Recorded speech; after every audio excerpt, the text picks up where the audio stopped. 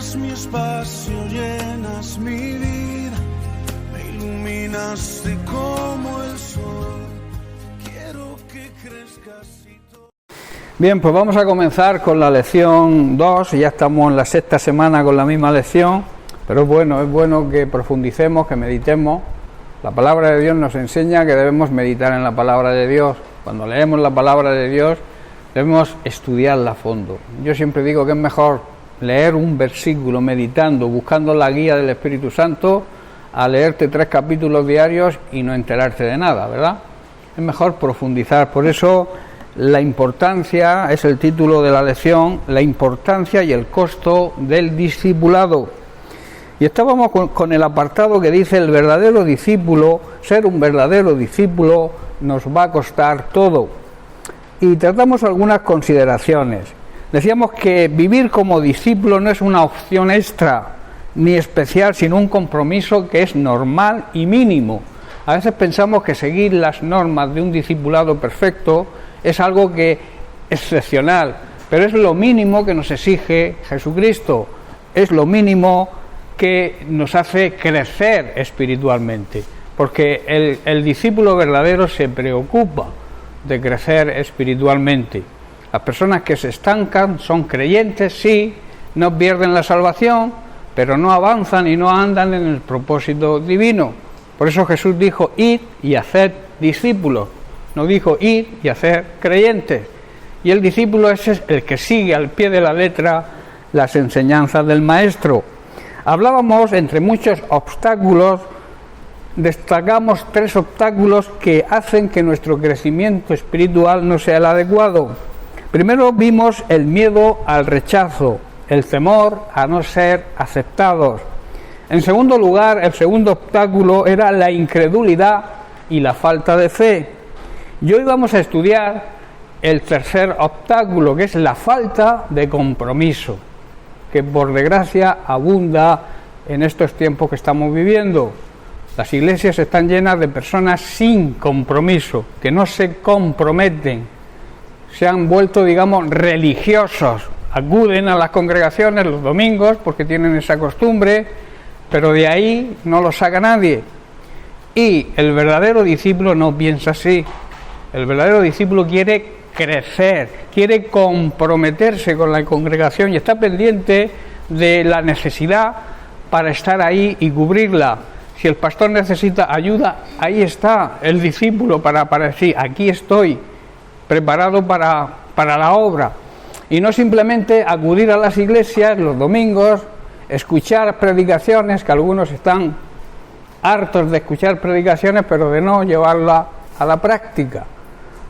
Ese es el eterno problema, no de esta iglesia aquí en Mula, sino de la iglesia en general en estos tiempos, que son tiempos de apatía, que ya están anunciados en la palabra de Dios, en la Biblia.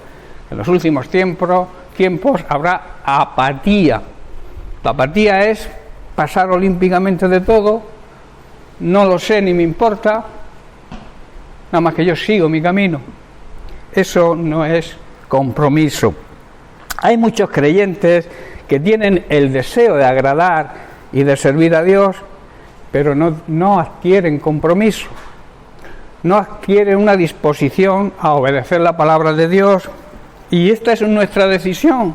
O sea, nadie puede obligarnos a tomar esta decisión. Tú debes decidir, si quieres ser un buen discípulo, el comprometerte, y además es una responsabilidad que Dios te exige. Dios te ha llamado con un propósito, te ha seleccionado con un propósito, que seas su discípulo y que actúes como un verdadero discípulo. Si no, se quedará en una emoción o en una declaración de buenas intenciones sin más, que es lo que muchos hacen. Saben que tienen que comprometerse, quizá se propongan comprometerse, pero de ahí no pasan, no toman la decisión, o sea, no lo ponen en práctica ese deseo que supuestamente tienen. Hermanos, si no hay una disposición a dar prioridad a lo que el Señor nos manda y anteponemos cualquier cosa por delante, a eso se le llama religiosidad y no llegarás a hacer nunca nada. Simplemente, como decía nuestro pastor, calentaremos las sillas en nuestras congregaciones. estar tanto tiempo, haremos un hueco en la silla de acuerdo a nuestro físico, ¿no? Porque simplemente haremos eso. Nos sentamos aquí, supuestamente alabamos al Señor, escuchamos la palabra de Dios, pero no la llevamos a la práctica. ¿Y entonces qué hacemos? Calentar sillas. Hermanos, el motivo de todo esto es la falta de compromiso. Quiero hacer hincapié hoy en esto, porque esto constituye un grave problema hoy en día e impide que se crezca espiritualmente. Y esto es una realidad y una verdad, y que también podemos aplicarla, este principio del compromiso, a otros ámbitos cotidianos, digamos a la vida, a las distintas áreas de nuestra vida, no solamente a lo espiritual. Para lograr metas, conseguir grandes logros y el éxito en la vida, tenemos que comprometernos, dedicar la atención y el tiempo a aquello que queremos conseguir, y sobre todo el tiempo necesario. De lo contrario, fracasaremos seguro en lo que emprendamos, cualquier cosa que sea. Si no le ponemos compromiso, si no le ponemos empeño, fracasaremos. ¿Estáis conmigo? ¿Entendéis, no? La Biblia hace la analogía de la relación de Dios con la Iglesia, con sus discípulos, y el matrimonio, los esposos. Voy a poner un ejemplo. Si todos los que estamos casados, todos los que estamos casados sabemos que un matrimonio no se sostiene solamente por el amor de los cónyuges, no. Cuando se enfría la etapa del enamoramiento, que se suele enfriar, se comienzan a ver cosas diferentes a las que veíamos al principio. El marido no levanta la tapa del aseo, la mujer no quita la telaraña del techo. Empezamos a ver cosas que cuando éramos novios no vemos, ¿verdad? Y entonces se necesita un compromiso de que eso no nos afecte. No sé si estoy comprendiendo. Hay cosas que salen que no las vas a ver nunca mientras eres novio, pero en el momento en que te casas ya empezamos a ver los defectos el uno del otro, que todos los tenemos. Perfecto no hay nadie, el único que fue perfecto fue Jesucristo. Todos tenemos nuestros defectos y que salen a relucir tarde o temprano. En una vida como nosotros de 47 años casados, pues ya me contarás tú si ha habido cosas en 47 años, en toda una vida. Ya pensamos igual. Yo cuando digo algo, ella ya, pues estaba yo pensando lo mismo. O sea que hay tanta compenetración, pero para eso se necesita compromiso. Hay muchos hoy en día que dicen, se ha terminado el amor, no elegí la persona adecuada, la persona idónea, como predicaba en la boda de David. Personas idóneas no existe ninguna. El amor verdadero, el amor de Dios, hace que cuando tú decides, porque el amor es una decisión, no es una emoción, cuando tú decides, cuando tú te enamoras de una persona, tienes que decidir amarlo, y si eres cristiano, para toda la vida. Entonces, ese amor verdadero, ese amor ágape, ese amor de Dios que Pablo explica en 1 Corintios 13, ese amor es el que hace que la persona sea idónea. Porque hay quien basa el amor, lo basa en dame. Si me amas, me das. Si me amas, me tienes que hacer esto. No, Señor, si te amo, te doy. ¿Verdad? El amor es dar. El amor de Dios, ¿cómo lo demostró? Dando, entregando, regalando Dios a su Hijo. Y el Hijo también se entregó, dio su propia vida por amor. El amor se basa en dar, no en recibir. Y yo ponía la comparación de la persona, de la palabra que a veces decimos te quiero. Y yo te quiero no me gusta, porque la Biblia no habla de que Dios te quiere, ¿verdad? La Biblia habla de que Dios te ama. Hay más de 200 veces que la Biblia habla del amor. Nunca dice te quiero, porque te quiero es como algo posesivo, quiero un coche, quiero una casa, quiero una esposa. No, quiero amar a una esposa, necesito amar a alguien para convivir con esa persona. Por eso es más bonito decir te amo en vez de te quiero. ¿Te quiero para qué? ¿Para qué te quiero? ¿Estás comprendiendo? El te quiero como indica posesión, que me perteneces, ¿no? El te amo es dar.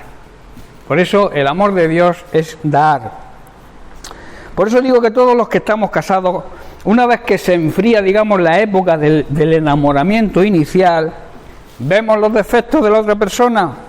El gran amor del comienzo de la relación puede apagarse, escuchad bien, puede apagarse si no existe el compromiso, si no existe la dedicación. Y eso es una decisión que debemos tomar.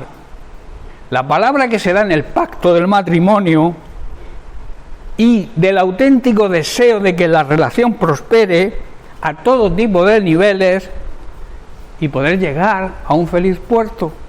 Pero para eso tienes que tomar el compromiso, renovar el amor cada día. Cuando sales de casa no te olvides nunca darle un beso a tu esposa. Yo lo hago con 47 años de casado. Yo lo hago. Entonces hay quien al 6º mes de casado se va sin decirle adiós a la esposa, o la esposa al esposo, ¿verdad? Ahí comienza el enfriamiento.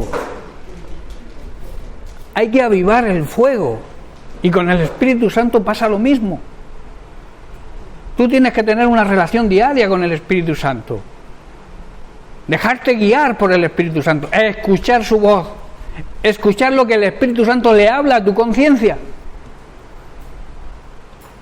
¿Estáis comprendiendo? Por eso en el tema espiritual, y por eso Jesús comparaba el matrimonio, o sea, Jesús demostró su amor hacia la iglesia, y a Jesús se le llama el esposo y a la iglesia la esposa, porque van, digamos, de la mano. De tal manera que, de la misma manera que ama Jesús a su iglesia, debe amar el esposo a la esposa. Y la esposa, la iglesia, se somete a Dios, se somete a su esposo. La analogía y la comparación que se hace en la Biblia. Por eso digo, de esa forma debe ser nuestra relación con Dios. Nos enamoramos de Dios y le entregamos nuestra vida. Esa debe ser nuestra decisión y nuestro compromiso siempre. Con el paso del tiempo llegan las pruebas, claro que llegan las pruebas, las dificultades, las tentaciones, las enfermedades. Solamente un auténtico compromiso con Dios y con su palabra, a través de una buena relación de intimidad con Dios, nos dará las armas necesarias para mantenernos firmes en la fe. ¿Estáis entendiendo? Las pruebas llegan en el matrimonio y también van a llegar en el matrimonio con Cristo, cuando nos enamoramos y decidimos seguir al esposo, como iglesia que somos. El compromiso es súper necesario. Seguimos. Porque esto nos va a conducir, si actuamos de esta manera, al crecimiento y la madurez necesaria para poder hacerle frente a todo. Por el contrario, si al primer problema que surge perdemos la fe, muchos dejan de orar, otros dejan de leer la palabra de Dios, de buscar la presencia de Dios en la intimidad, también otros dejan de asistir cuando tienen problemas a la congregación, y eso nos aísla, nos saca de la protección, del paraguas que supone la congregación, la iglesia. Y entonces, ¿qué ocurre? Quedamos indefensos ante el ataque del enemigo. ¿Comprendéis? ¿Y qué hace el enemigo? Aprovecha ese aislamiento que tú mismo has decidido crear, porque te ha venido un problema y lo dejas todo, en vez de hacer lo contrario, acercarte más al Señor para poder recibir la ayuda, para afrontar cualquier situación. Estamos desprotegidos y el diablo nos ataca. ¿Y qué hace el diablo cuando te coge solo por ahí? Te destruye. Por eso los cristianos, los verdaderos discípulos, no podemos ser llaneros solitarios. Porque aparte que el enemigo te va a engañar, te va a hacer creer que lo estás haciendo bien cuando te aíslas, pero no es así. Cuando te aíslas, corres un grave peligro porque el enemigo aísla. Es lo mismo que cuando una gallina, un pollito, se vuelve rebelde y se sale de la cobertura de su mamá, de sus alas. Llega la culebrita. ¿A quién ataca la culebrita? ¿A los que están bajo las alas? ¿O al que se ha despistado y se va a la aventura? Al que está aislado. Y eso ocurre espiritualmente hablando. El enemigo ataca a aquellos, primero te aísla él mismo con sus mentiras y con sus engaños, y luego te ataca y te destruye. Esa es la fórmula como actúa Satanás, sus artimañas, sus engaños y sus mentiras. Y una clave para esto, para poder vencer los obstáculos que hemos dicho, primero debemos identificarlos y aceptarlos. Si tú no aceptas que tienes un obstáculo, difícilmente lo vas a superar. Si tú no aceptas el primer obstáculo, ¿recordéis cuál era? El miedo a ser desechado o el miedo a no ser aceptado. El segundo era la falta de fe. Si tú no aceptas que te falta fe, nunca vas a buscar la ayuda para que Dios, a través de los hermanos, a través de los líderes que Dios ha puesto en la congregación, esa fe crezca. Y si no adquieres compromiso, si no reconoces que estás simplemente siendo un mueble en la iglesia, por llamarlo de alguna manera, que no hace nada más que asistir, sentarte en la banca o en la silla o en la butaca, y te vas a casa y hasta el domingo siguiente, eso no es compromiso, y eso lamentablemente abunda. Tenemos un ejemplo bíblico, porque hay que recapacitar, hermanos, debemos autoexaminarnos, debemos afrontar la realidad de cuál es nuestra situación, no aferrarnos quizá a algo que porque nos guste o queramos hacerlo porque nos gusta figurar, estar aferrados a eso aunque vaya en contra de la voluntad de Dios, que eso lo hacen mucho. Personas que quieren figurar, que quieren hacer algo, se aferran a ese algo, se agarran a ese algo, no se autoexaminan, no se dan cuenta que están haciéndolo mal porque siguen, son prepotentes, se creen los protagonistas. Y hermanos, el único protagonista en esta historia es Jesucristo.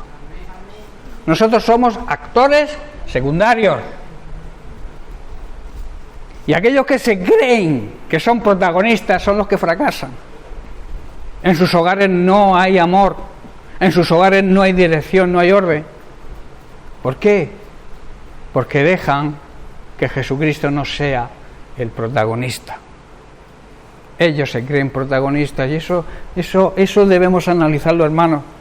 Debemos aferrarnos y ver, ¿tengo la fe suficiente? ¿Adquiero el verdadero compromiso que Dios me exige como discípulo que quiero ser? Por eso cuando empezamos las clases, yo dije, el discípulo tiene que comprometerse. Así estamos 3 años dando el discipulado, procurar no faltar.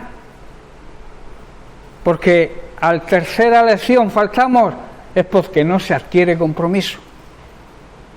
Si tú quieres ser verdaderamente un verdadero discípulo y te comprometes, debes llegar al final. Hay quien empieza y no acaba. Muchos empiezan, pero los mismos que empiezan nunca terminan. ¿Quién termina? Aquellos comprometidos. Aquellos que se comprometen a decir, yo quiero ser un buen discípulo, yo quiero servir a Dios como Él quiere que se le sirva, y mi compromiso está ahí por delante de cualquier prioridad que yo pueda tener. No digo que hagamos lo que debamos hacer, que trabajemos, que sirvamos a nuestra familia, pero la prioridad tiene que ser Dios, porque Él te va a ayudar a cubrir lo demás. Cuando nosotros nos ocupamos de las cosas de Dios, ¿qué hace Dios? se ocupa de las nuestras.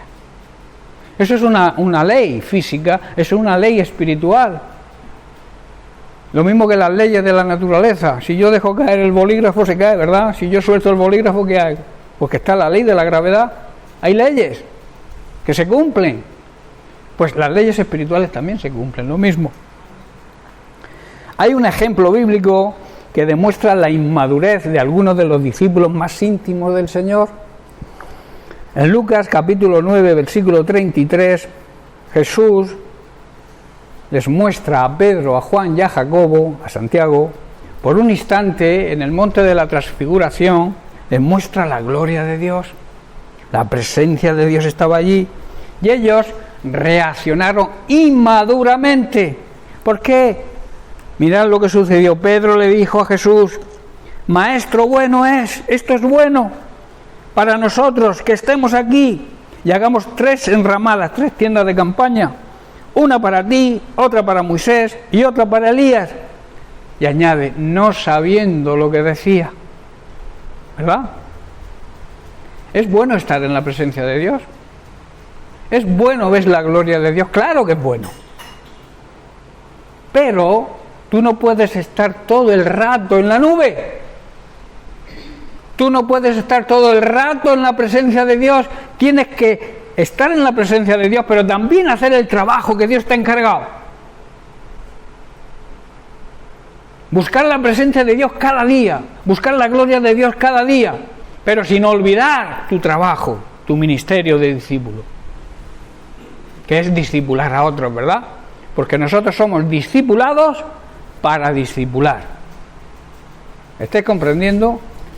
Por eso nuestra vida no es una religión. Nuestra forma de vivir cristiana no se basa en ritos, en cosas que hay que hacer externas. Se basa primeramente en algo espiritual. El deseo, el compromiso, ¿de dónde sale? De nuestro interior. En nuestro interior debe haber el deseo de servir a Dios, y para eso hace falta compromiso, y para eso hace falta estar en la nube, pero bajar abajo a trabajar. Que hay muchos que se pasan toda su vida en la nube y no hacen nada para servir a Dios. Yo te digo algo, esas personas acaban mal, porque no hacen lo que Dios dice. Porque ¿qué ocurre? Si seguimos analizando ese pasaje, vemos que se oyó una voz del Padre. Dijo, este es mi Hijo muy amado, tenéis que escucharlo, tenéis que obedecerlo. Y Jesús, ¿qué nos dice? Id y predicar el Evangelio. ¿Sí o no? Es bueno, claro, Pedro decía, ¿es bueno para nosotros estar aquí? Claro que sí, es bueno estar todo el rato ahí en la nube, sí es bueno. Pero tienes que oír a Jesucristo, porque el Padre te lo ordena. A Él oí, escucharle a Él, escuchar la palabra de Dios y ponerla por obra.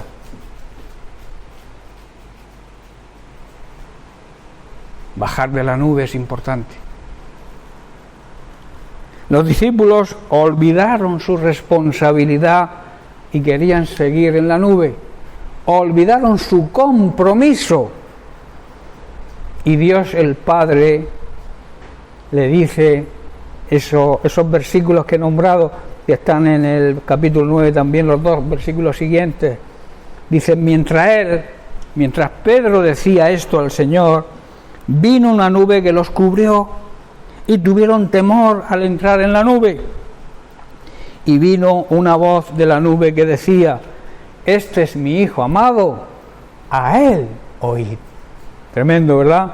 Es bueno, claro, repito, estar en la presencia de Dios y ver su gloria, pero no debemos olvidar que hay que comprometerse en la obra del Señor y adquirir compromiso con nuestra misión y nuestro ministerio. ¿Cuál es nuestro ministerio?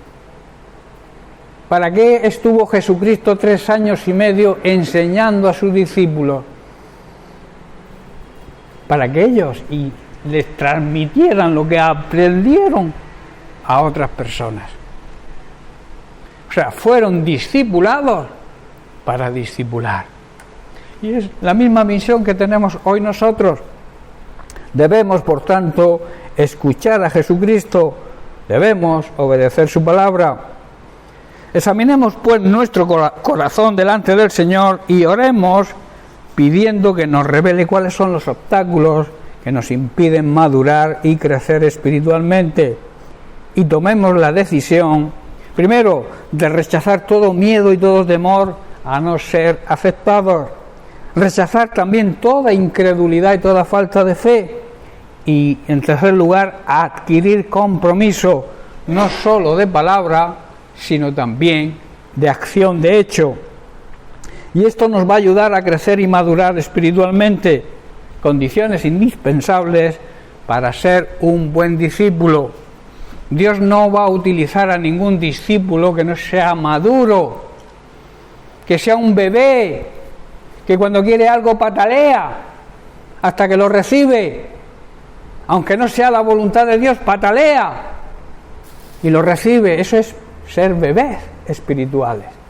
Eso es falta de madurez. Nuestra meta es más valiosa, hermanos, que todas las riquezas y el oro del mundo, y está por delante de nuestros deseos personales, que muchas veces, como he dicho, son figurar y ser protagonistas. Hermanos, como he dicho, el único protagonista de esta historia se llama Jesucristo. Tú y yo somos actores secundarios. El que se lleva el Oscar es el Señor.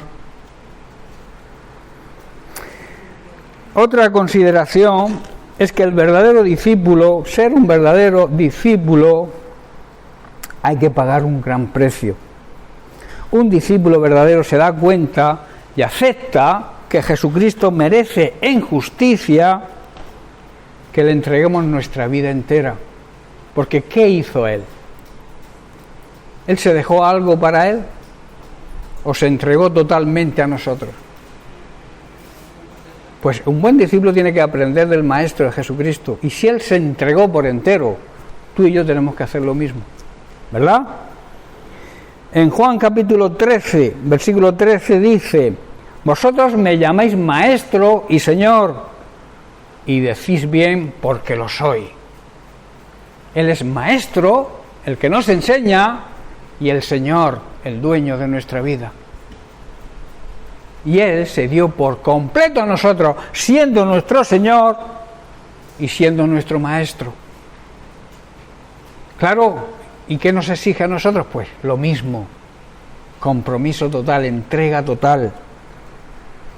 En Apocalipsis capítulo 19, versículo 16 dice: y en su vestidura y en su muslo tiene escrito este nombre, escuchar bien, Rey de Reyes y Señor de Señores.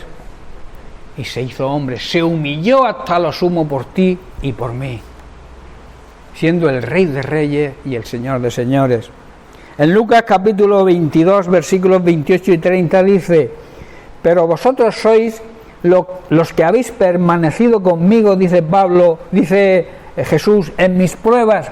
Yo pues os asigno un reino, como mi Padre me lo asignó a mí, para que comáis y bebáis a mi mesa y en mi reino, y os sentéis en trono juzgando a las 12 tribus de Israel.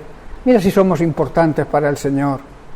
Tan importante que el Rey de Reyes y Señor de Señores dio su vida por nosotros y nos hizo sentar en tronos, y juzgaremos a todas las naciones. Jesucristo, hermano, el Rey de Reyes y Señor de Señores, merece que le entreguemos totalmente nuestra vida. Amén. Un discípulo verdadero es una persona que ha crecido en las palabras de Cristo y ha comprometido su vida total a Él. Es importante también darse cuenta de que los discípulos de Jesús no pueden ser poco entusiastas, que no pueden tomarse su discipulado con apatía, sino con ilusión, con entusiasmo. El querer aprender con ilusión, no por obligación tampoco, sino desear en tu interior recibir el discipulado para poder actuar en el reino de Dios como Él se merece. Hay muchos que se pasan o viven una vida mediocre, son mediocres en todo lo que hacen, pero para seguir a Jesús, hermanos, no podemos ser mediocres. Él vivió y se entregó por entero por los principios del reino de Dios y todo lo hizo, escuchar bien, Jesús lo hizo todo con excelencia. Se pueden hacer las cosas bien, se pueden hacer las cosas mejor, pero hay que hacerlas por encima de lo mejor, con la excelencia, ¿verdad? Hacer las cosas bien, digamos, no es mal, no está mal. Hacerlas mejor tampoco está mal, pero Jesucristo se dio por excelencia, grado máximo. Nosotros tenemos que hacer lo mismo, entregar nuestra vida por excelencia, con la excelencia que Él lo hizo.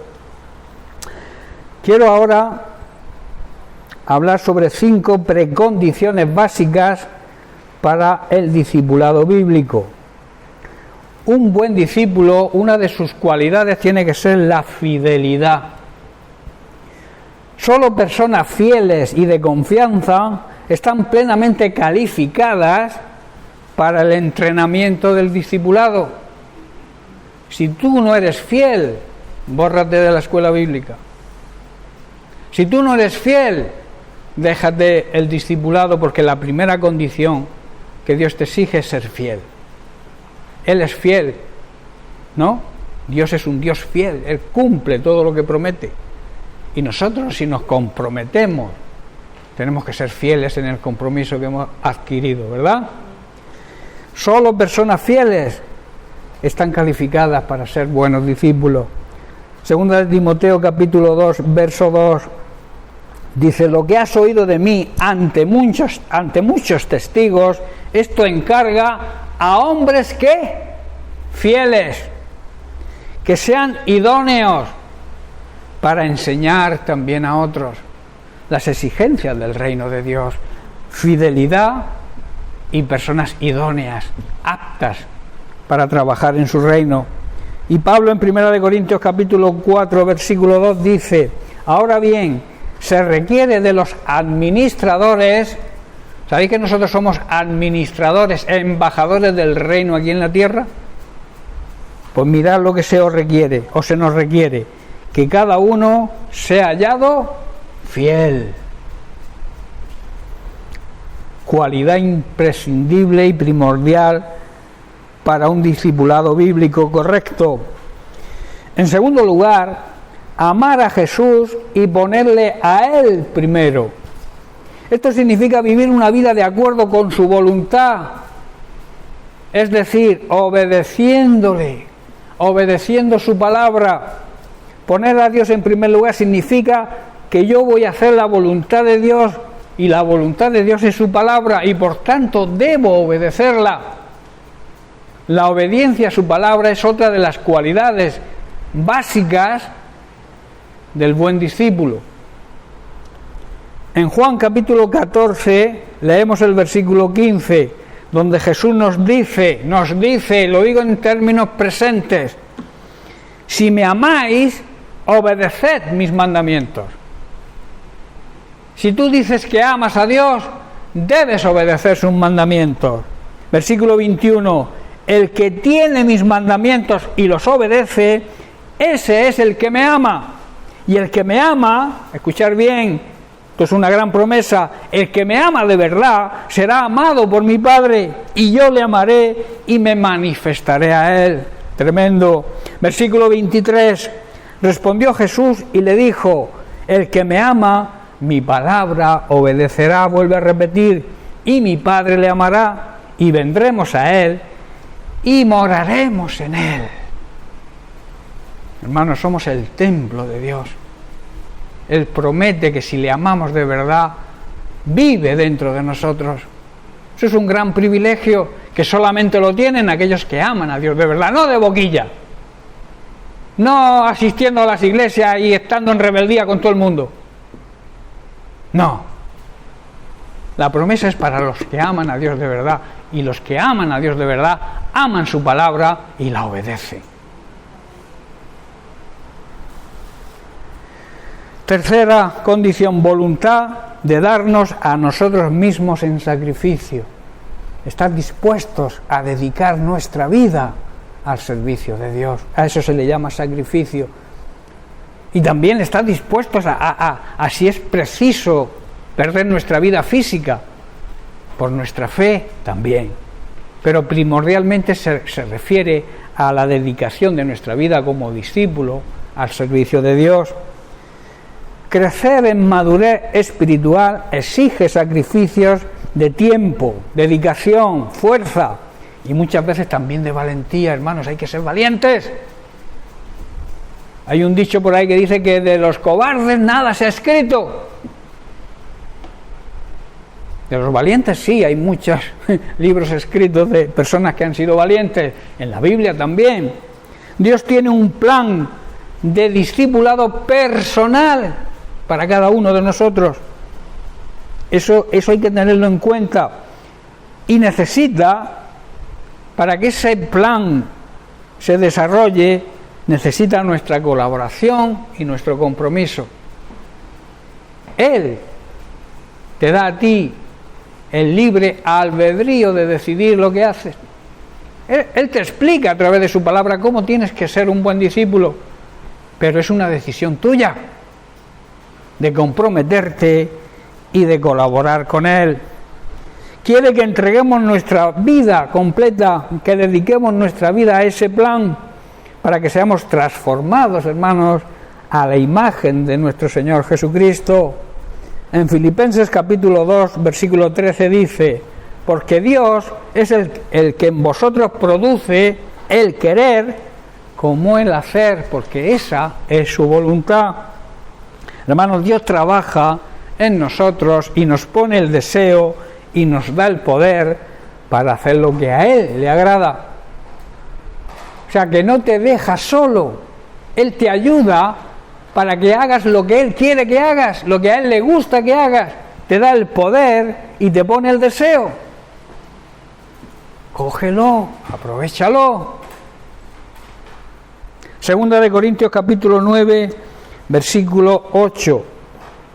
Dice: y Dios proveerá con generosidad todo lo que necesiten. Entonces siempre tendrán todo lo necesario y habrá bastante de sobra para compartir con otros. Y esto está hablando materialmente, físicamente, pero también espiritualmente.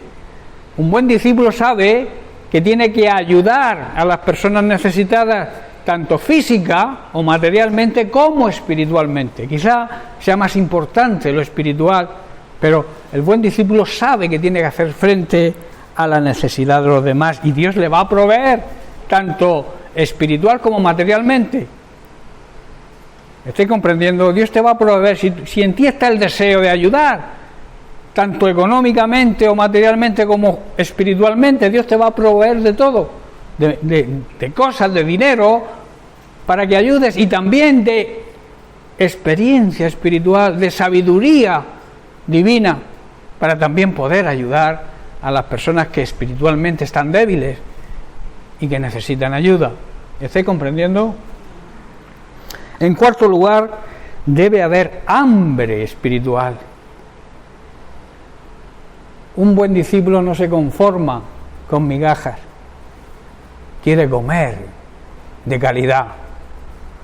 Y te digo algo, Jesucristo tiene un buen restaurante, el mejor, donde está la mejor comida, y además no te la cobra. Tremendo, ¿verdad?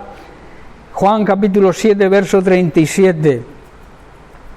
En el último y gran día de la fiesta, Jesús se puso en pie y alzó la voz diciendo: si alguno tiene sed, venga a mí y beba.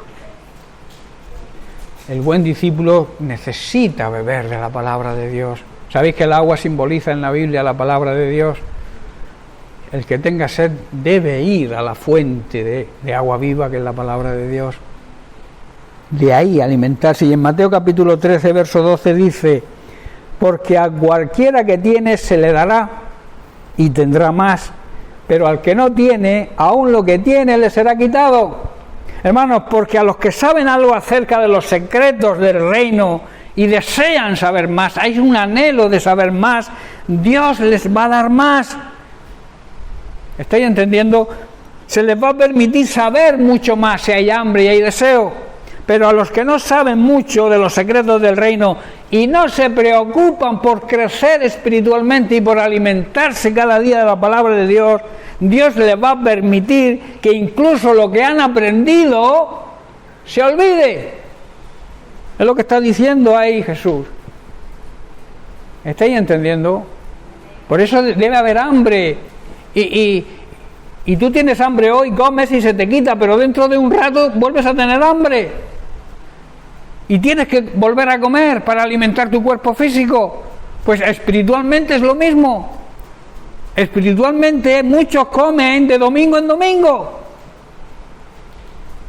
Y claro, de lunes a sábado no comen. El espíritu se debilita por completo. Y lo mismo que el cuerpo necesita comer diariamente y algunas veces 3 veces, claro, 3 veces.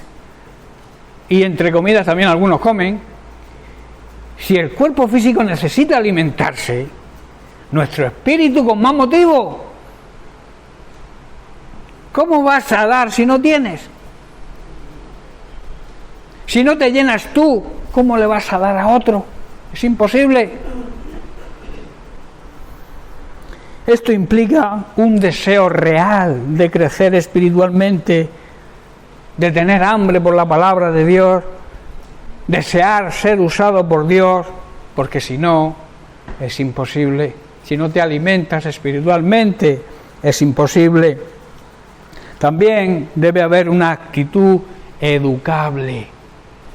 Un discípulo tiene que estar dispuesto a ser corregido, a ser amonestado, a ser educado.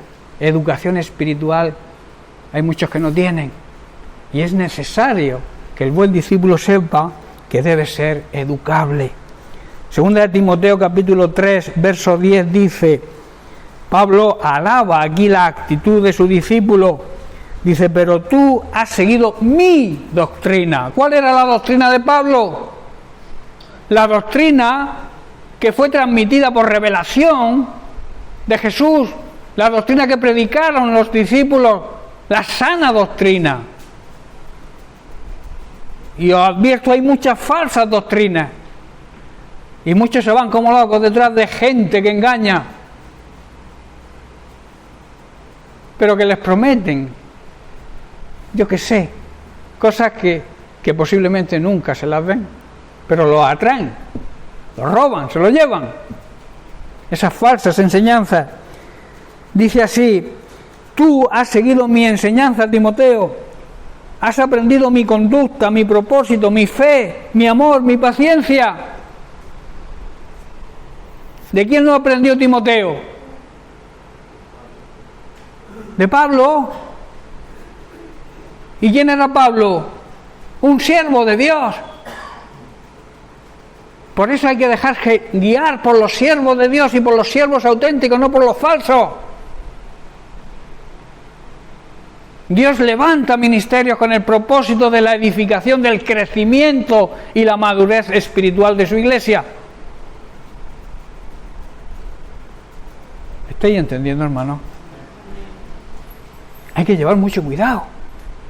Estamos en épocas difíciles, tiempos muy peligrosos.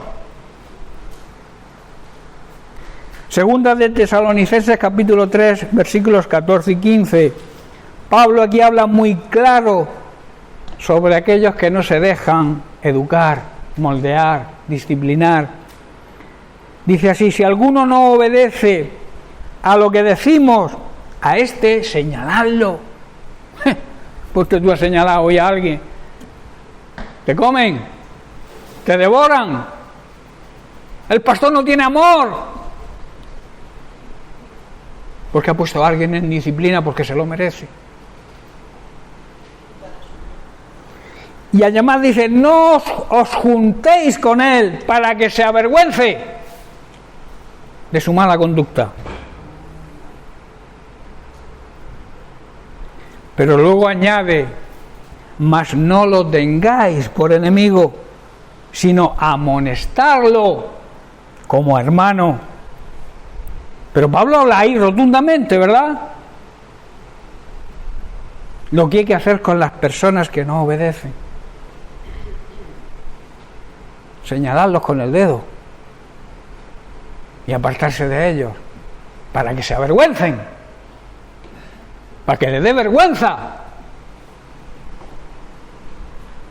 Y hoy es pasar la mano, ¡ay, que no se ofenda este, que no se ofenda a fulanico! Mira, ves cómo le habla a fulanico, mira, ves cómo le habla a menganico. Al que no obedece hay que demostrar autoridad, porque si no te comen. Si no demuestras como ministerio, como ministro del Señor, no demuestras autoridad, te comen.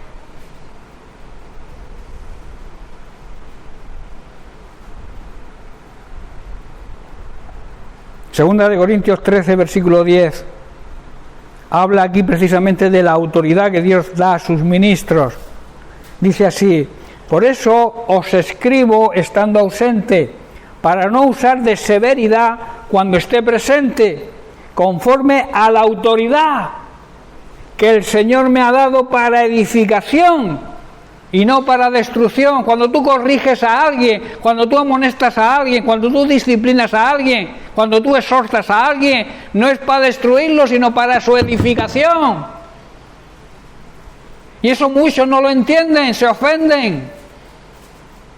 Un buen padre corrige a sus hijos y los corrige con autoridad, si no le va a ocurrir lo que le ocurrió a Elí y a sus hijos. Hijitos míos, eso que hacéis está muy mal.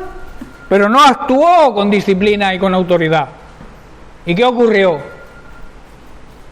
Desastre total.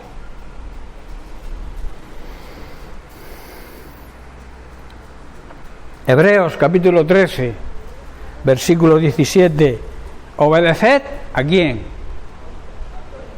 A vuestros pastores. Y sujetaos a ellos, aceptad la autoridad que Dios le ha puesto a ellos, que es la autoridad suya delegada. Porque ellos velan, están pendientes de vuestras almas, como quienes han de dar cuenta.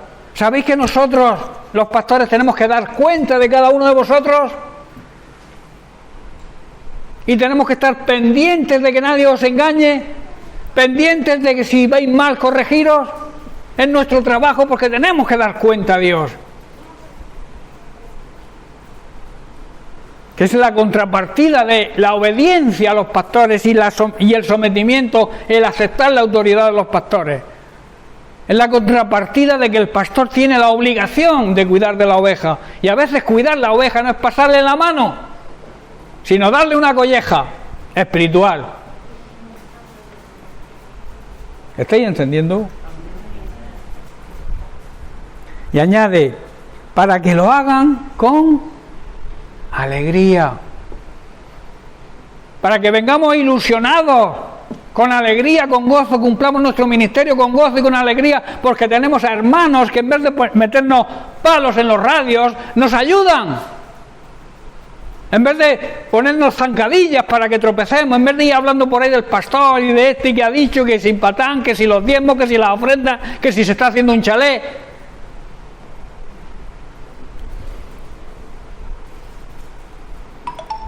Yo me estoy haciendo rico con los diezmos y las ofrendas de esta congregación.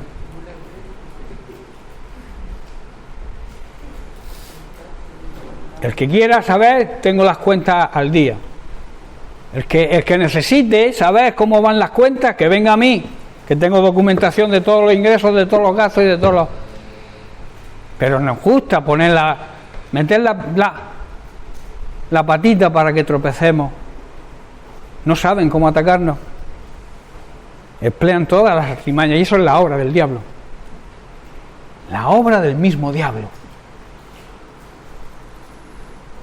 Dice, para que lo hagan con alegría y no quejándose. Hermanos, los pastores deberíamos estar alegres, contentos, sin quejarnos.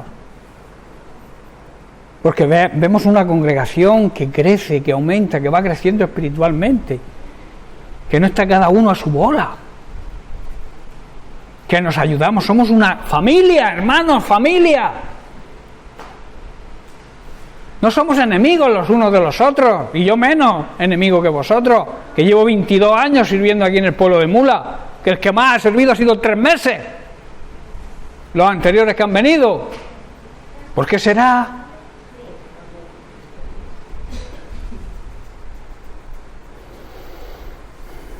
Perdonadme, hermanos, pero a veces dice, no quejándose, porque esto no es provechoso.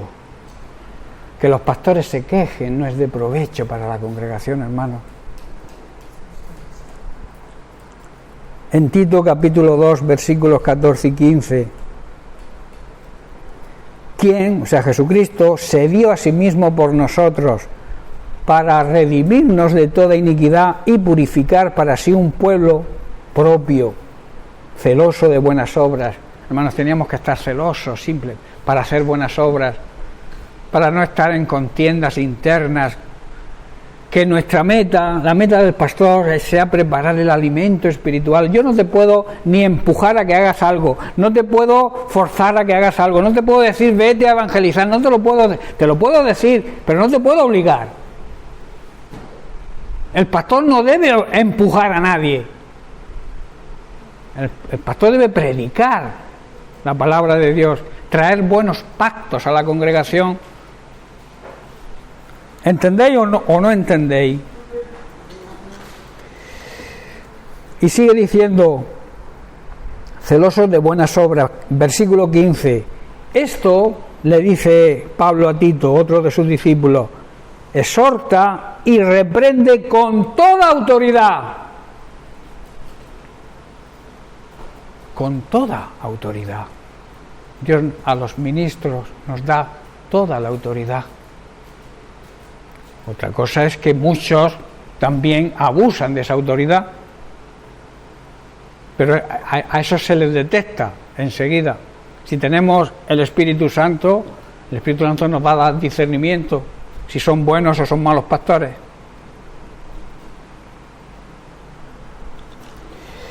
Y luego dice, exhorta, reprende con toda autoridad y que nadie te menosprecie. Nadie te tenga por debajo del valor que yo te doy o que Dios da. En Gálatas capítulo 2, versículo 10, Pablo obedece a Santiago y a Juan. Dice, solamente nos pidieron, dice Pablo, que nos acordásemos de los pobres, lo cual yo procuré con diligencia hacer. Él era un siervo, un ministro como ellos, pero vio que lo que les dijeron o lo que le dijeron era en orden, era correcto, y dice que procuró con diligencia, o sea, con la mayor rapidez y con mucho cuidado el hacerlo. En Romanos capítulo 13, versículos 1 y 2, dice, sométanse toda persona ¿a quién? A las autoridades superiores. Y habla de autoridades en el mundo, pero también autoridades dentro de la Iglesia. Porque no hay autoridad sino de parte de Dios. Y las que hay, las autoridades que hay, por Dios han sido establecidas. De modo que quien se opone o quien se revela a la autoridad, a lo establecido, a Dios resiste. O sea, se rebela contra Dios. Y los que resisten, ¿qué dice? Acarrean condenación para ellos mismos. No seas necio, no te resistas a la autoridad que Dios ha puesto, que la ha puesto para tu edificación y tu crecimiento espiritual, para que vivas una vida de acuerdo a la palabra de Dios. No te rebeles contra ellos, porque te traerá condenación para ti y para tu casa. Estoy ya terminando. En Tito capítulo 1, versículos 5 y 6 dice, por esta causa te dejé en Creta, para que corrigieses lo deficiente y establecieses ancianos en cada ciudad, así como yo te mandé. Habla luego de los requisitos, de algunos de los requisitos para los ancianos: el que fuera irreprensible, marido de una sola mujer y que tenga hijos creyentes, que no estén acusados de disputas ni de rebeldía. Esta actitud educable se demuestra cuando estamos dispuestos a someternos a la autoridad de la palabra de Dios y a los líderes espirituales que han sido impuestos por Dios sobre nosotros. O sea, hay muchos que se someten a la palabra de Dios, que dicen someterse a la palabra de Dios, pero no se someten a lo que la palabra de Dios dice sobre los ministros que el propio Jesús instituyó. Yo me someto a la palabra de Dios, pero al pastor yo no me someto. Pues se está rebelando contra Dios. Porque si te sometes a la palabra de Dios, la palabra de Dios dice que te sometas a la autoridad que Dios ha delegado en tus pastores o en tus ministros, los ministros que Él ha puesto. Bueno, ahora quiero hacer, ya he terminado la lección 2, quiero hacer un pequeño resumen y la semana que viene tendremos el examen. Ya os lo mandaré al grupo para que os preparéis como en la lección 1 y os vengáis una hora antes y el jueves estudiáis y dialogáis, que es bueno, ¿no? El resumen es el siguiente: Jesús hizo del discipulado una prioridad y nosotros también deberíamos hacerlo. El discipulado es la estrategia que Dios ha escogido para llegar a las personas de este mundo. Los cristianos espiritualmente maduros deberían ser el resultado final del discipulado. O sea que cuando acabemos las clases de discipulado debemos ser creyentes maduros. En cuarto lugar, necesitamos tomar una decisión firme de seguir a Jesús y no conformarnos con menos. Seguir a Jesús es seguir el mismo camino que Él siguió, o sea, la cruz. Y por eso nos avisó Él mismo que sería costoso. Jesús dijo que nos costaría todo, que deberíamos coger nuestra cruz cada día para crucificar nuestro yo, nuestro ego y servirle a Él. En quinto lugar, los hijos de Dios deberían mostrar a Jesús al mundo, deberían reflejar con su vida y su testimonio a las personas que les rodean y ser transformados a su imagen. En sexto lugar, como discípulos deberían ser educables, como hemos estudiado hoy, dejarse educar, dejarse discipular con mansedumbre y humildad, y estar dispuestos a tener esa hambre por la palabra de Dios y sacrificar todo lo que tengamos que sacrificar para servir por amor a nuestro Señor Jesucristo. Y por último, a la naturaleza humana no le gusta la obediencia. ¿Lo sabíais? Desde niños ya los niños pequeños desobedecen. Les prohíbes algo a un niño de 1 año que empieza a andar y miras para otro lado y ya se va a hacer lo que le has dicho que no haga. O sea que la obediencia desde el principio de la existencia humana y de la vida es algo que nos cuesta. Tampoco a muchos les gusta enfrentarse al costo, al precio que hay que pagar. Muchos quieren las bendiciones, pero sin pagar el precio. Y eso es imposible. Un discípulo verdadero sabe que debe pagar un precio y que le va a costar todo, porque Jesús lo dio todo por nosotros y Él se merece, Él es digno de que nosotros también nos entreguemos con la misma excelencia. Es fácil conformarse con ser un discipulado aceptable a nuestro punto de vista, pero no es válido. La consecuencia tiene que ser que nuestro discipulado sea aceptable a los ojos de Dios. ¿Estáis entendiendo? Bien, pues lo dejamos aquí y la semana que viene ya empezaremos con la tercera lección. Que Dios les bendiga. Llenas mi espacio, llenas mi vida, me iluminaste como el sol. Quiero que crezcas.